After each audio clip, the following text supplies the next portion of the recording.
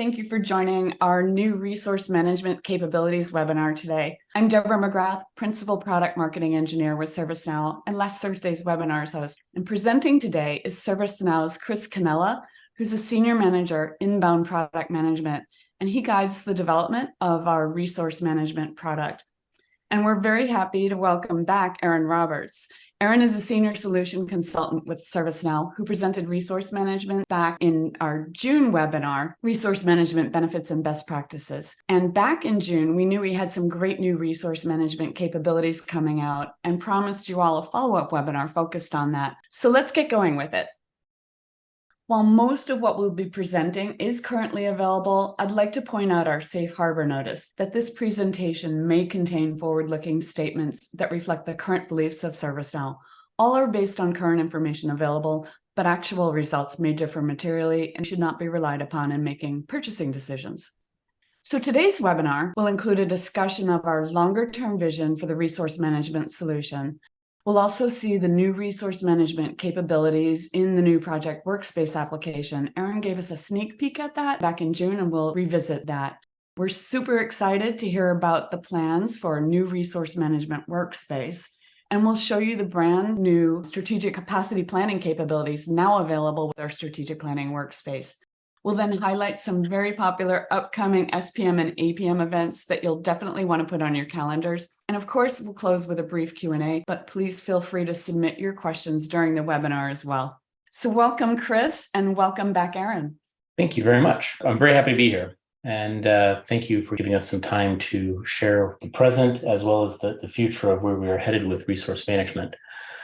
So I wanted to start with just a brief discussion and a slide that shows our vision. Across the top, it's about the and, because often or sometimes you can run into a situation where while everybody wants to move that upper right and have that strategic vision and be able to make those great decisions about when they can take work on and what is going to be required in order to make sure that things can happen, there's often this siloed experience between at the lower left, what the project managers are doing or what your agile team leads are doing, or more in the middle, what your managers of resources, not just resource managers, but people who care about resources. Maybe they're a product manager or a program manager who want to know about the various other work that people are doing beyond the work in order to enable their program or their product.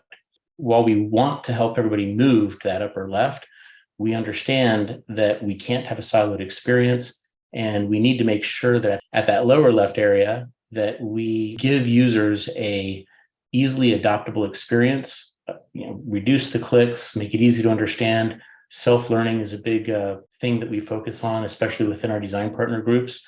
And by the way, if any of these four areas interest you, be a member of one of our design partner groups, please reach out to Haley Alexander, and we will try to get you onto one of these design partner groups as soon as possible so that you can help shape the future of where we are headed. Briefly, from the lower left to that aspirational upper right, we start with what the project managers are doing and their need to create easy assignments, but also easy update of assignments as the project changes, as the stories that are being worked on during the epic change.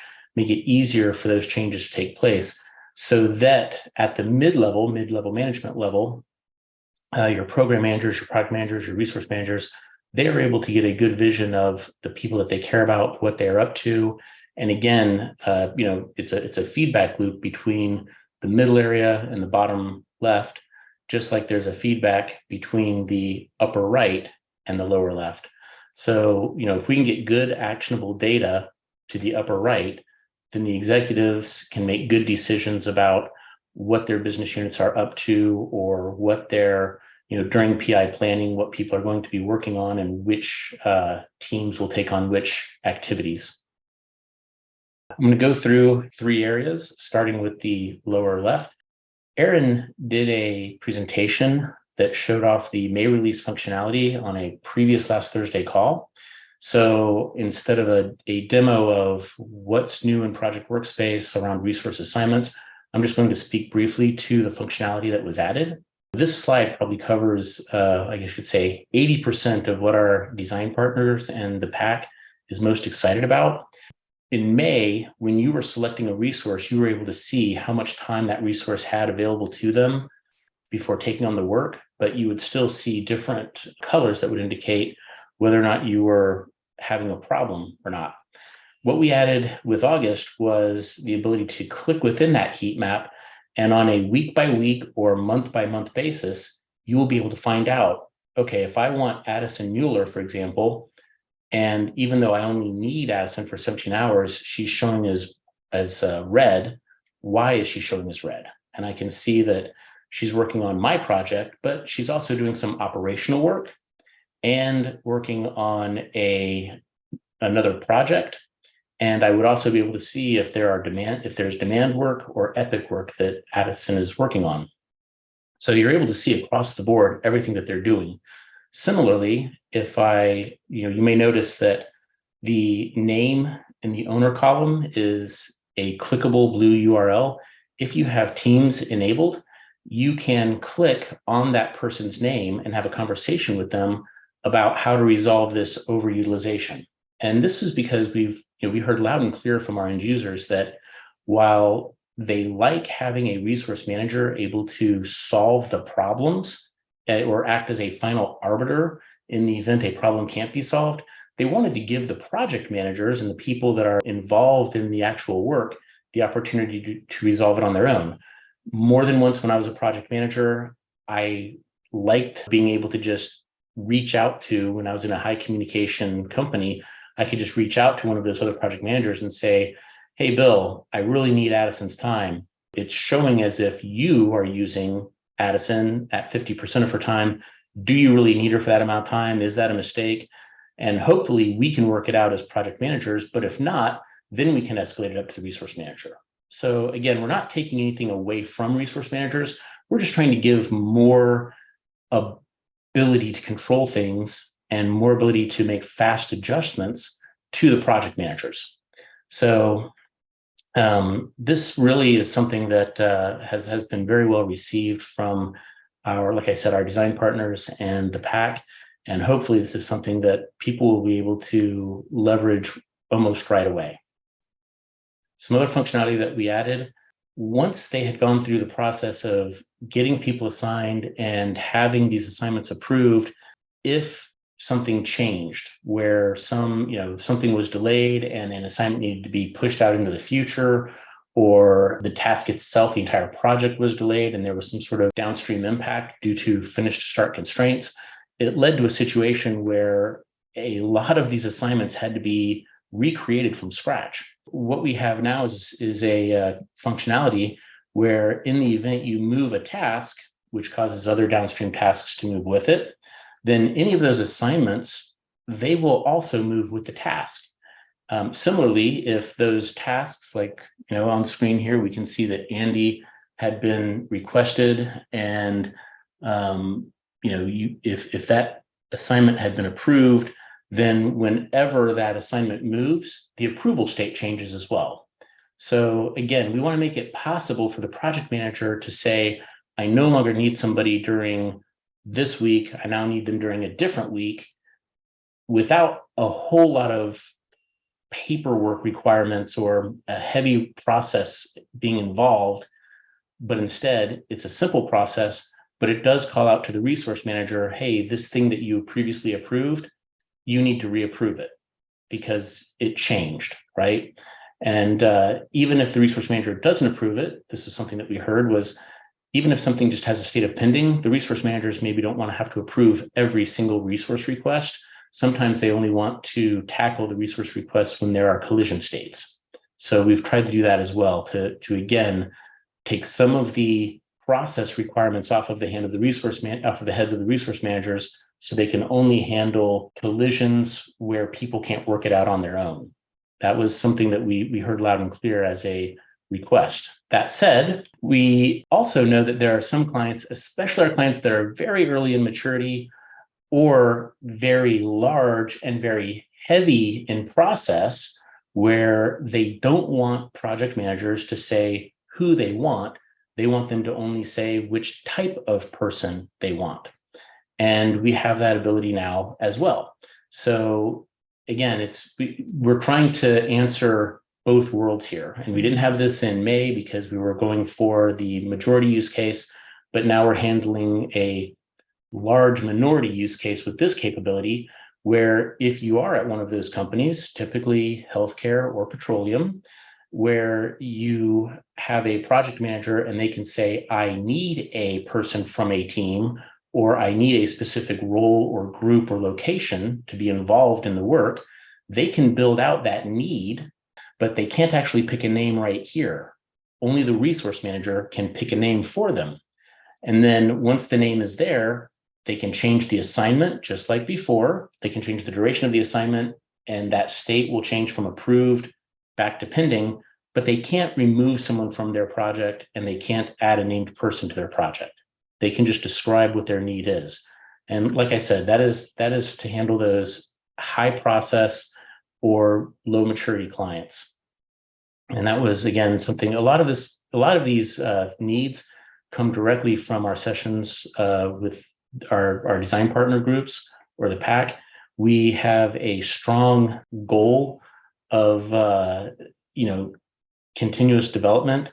And so rather than making up our minds about what we're going to build and then building it, we work with clients to find out what the clients want next. We start working on it, we show it to them while we're building it, and then we release it, hopefully to good positive reactions, which pretty much everything in the May release got very good positive reactions from the design groups.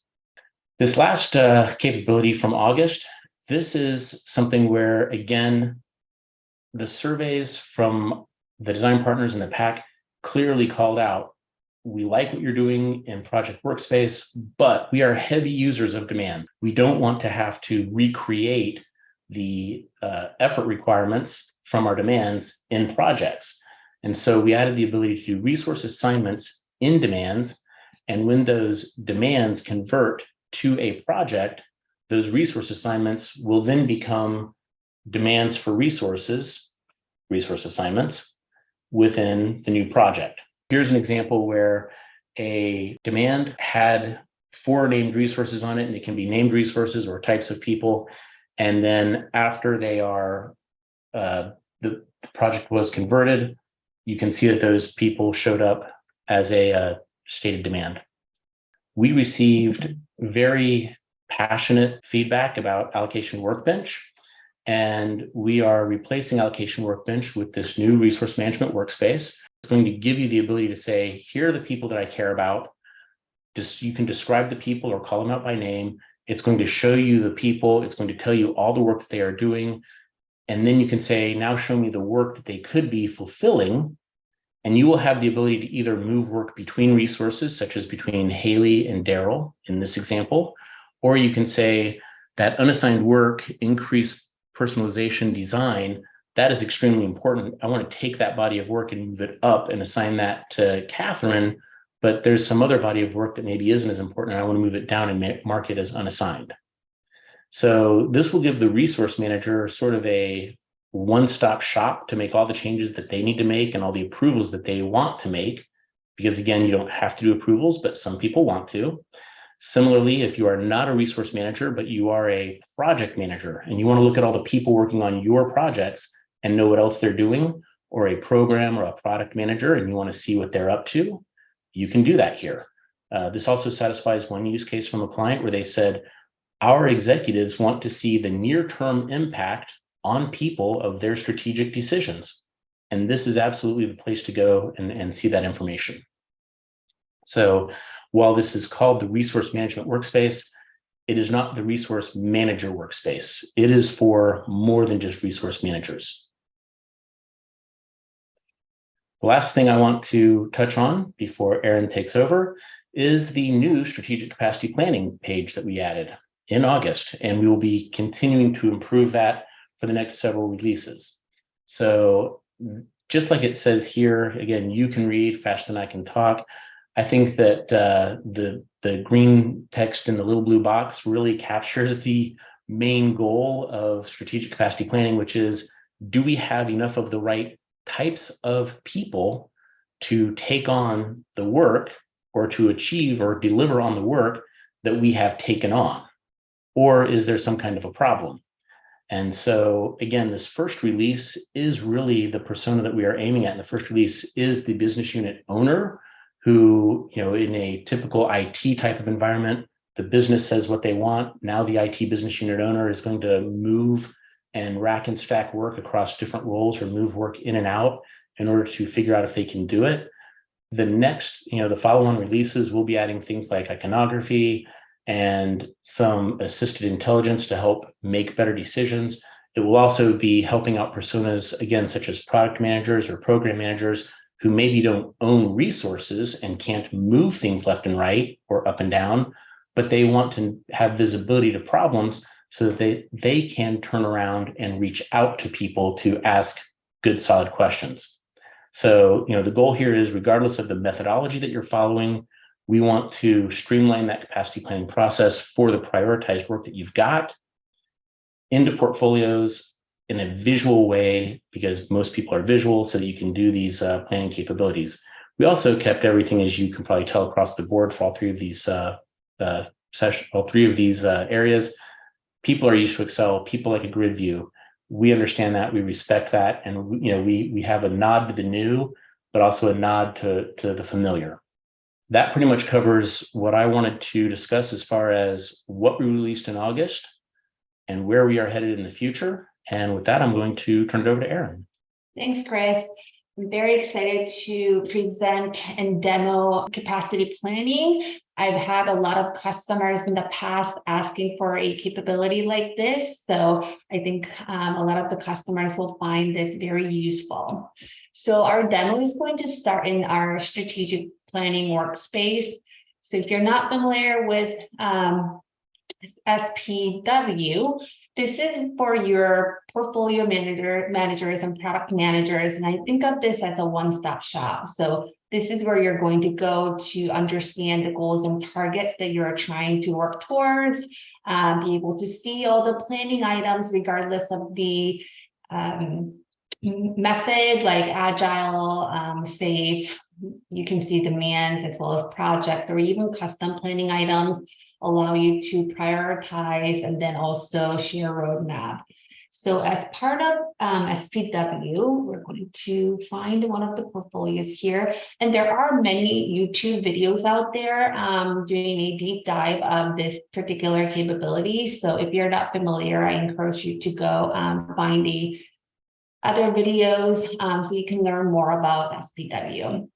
So once I open one of the portfolio plans, I'm going to be able to see all the planning items that's aligned to this particular portfolio plan. You're going to notice that I have projects, demands, as well as epics. Some of these items are prioritized, and that's when you're going to see these items appear on your roadmap, as well as capacity planning. You have a lot of metrics of each item that's going to help you prioritize. So I do want to kind of point out that there are other items that you can consider before making a decision on which items you're going to prioritize.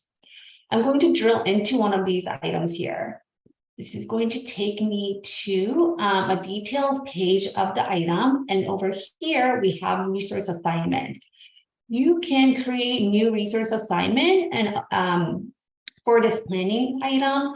This is really at the high level, so you're not necessarily finding a user. It might be at the role and group level.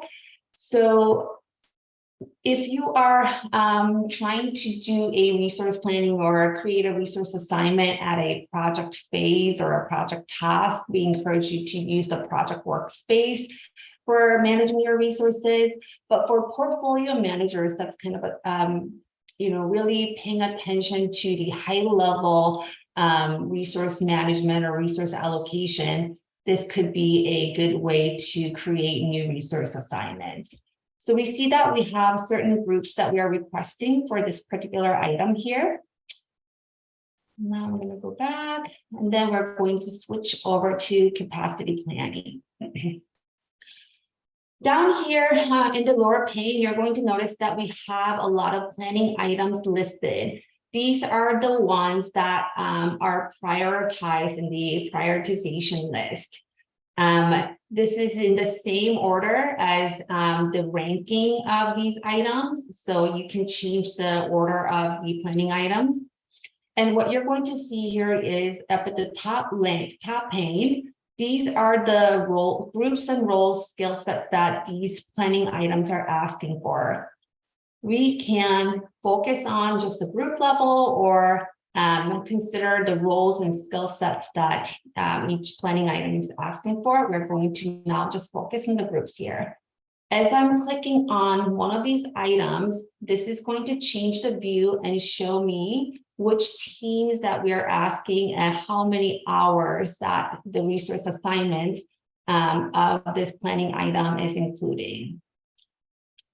I can drill into one of the groups, and then under the group, I am able to see all the projects demands as well as other items that's not part of this portfolio plan. So we can take a look at the breakouts of all the items that's going to request and use the ERP team's resources.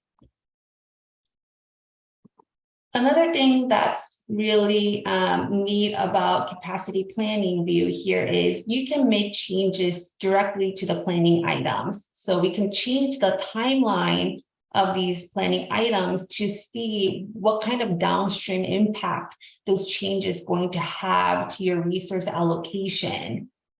So I can drag my items. So as I'm changing or updating my items timeline view, you're going to notice that as I move my demand timeline from initial start date of April to September, until then, we didn't have any issues on our heat map here. Everyone was utilized to the right level. No one was overutilized.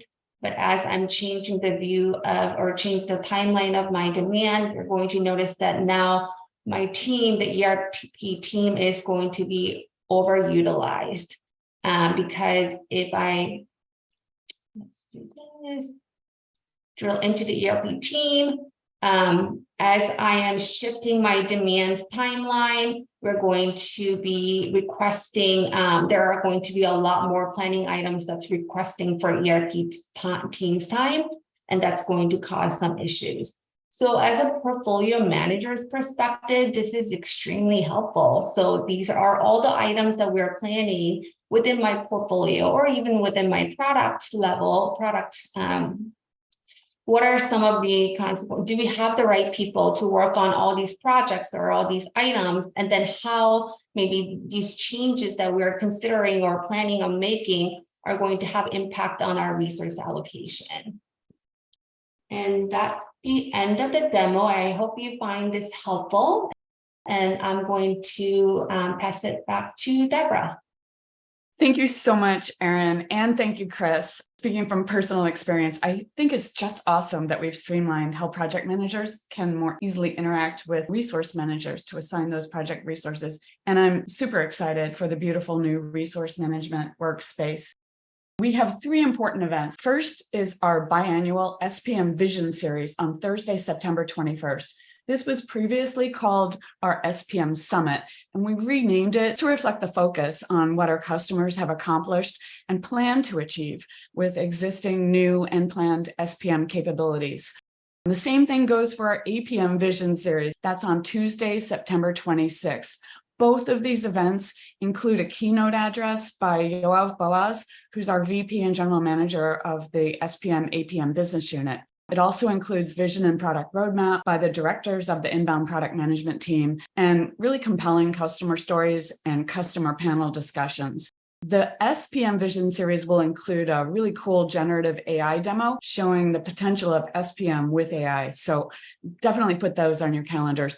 And of course, please join us for our next last Thursday's webinar on Thursday, September 28th, when you'll learn how you can leverage SPM along with APM and IT asset management to rationalize your technology spend for cost optimization and efficiency.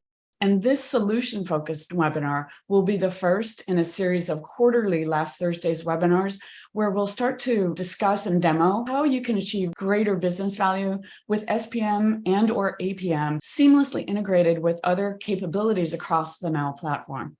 Please note that you can view this webinar again and access any of our prior Last Thursday's webinars on our YouTube Last Thursdays with SPM playlist, and use the tiny URL in the blue box in the upper right corner of the screen. And you can register for any of our SPM and APM live on ServiceNow events all in one place at community.servicenow.com under events. So we're going to turn now to our Q&A. Chris and Aaron, I'm going to let you take over here and pick and choose the questions that we need to get to. Great. I think I've taken care of the questions in chat, but my goodness, there's 21 in Q&A. Yes, okay. Exactly. You get another spot. Sure. So someone asked about resource allocation being automated.